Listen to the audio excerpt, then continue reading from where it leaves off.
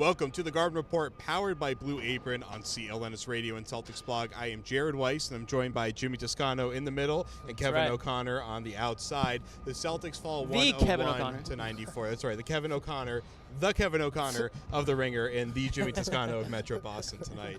So the Celtics lost, and they were winning at one point in this game, and then Kyle Lowry reminded everyone why he thinks, and probably justifiably so, he is the best point guard in the Eastern Conference. Isaiah Thomas didn't get a chance to answer Kevin, but I don't think we needed much of an answer after what we saw in the third quarter from Lowry. Yeah, Kyle Lowry's ability to score in every way. After the game, I asked Brad Stevens what makes Kyle Lowry so good in the pick and roll, and he's like, he's just good.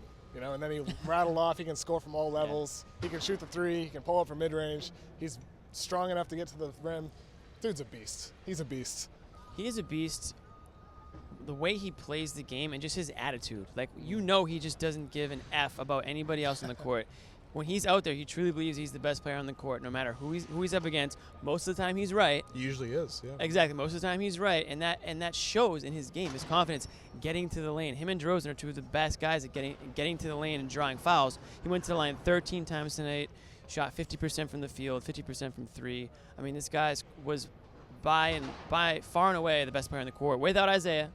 And I know Isaiah was watching and wishing and probably champing at the bit that he could be out there and he'll get his chance. But without Isaiah, it wasn't even close.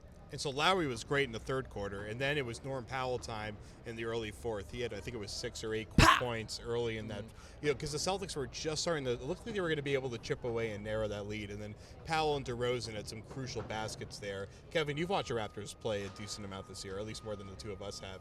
How do they tend to balance their scoring load in the second half? Are we usually kind of just seeing kind of like passing the ball, or rather passing the responsibility around to between those three guys? They just have a lot of guys that can beat you, I think. I mean, for them, Norman Powell was a second-round draft pick, and already we're seeing him as a guy in his second year that can put up 20 points easily.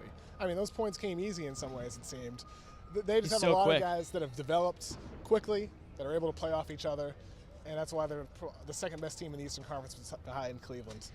Yeah, I mean, when you have that help and a guy like Powell, how does he slip through all this? How does the Celtics miss?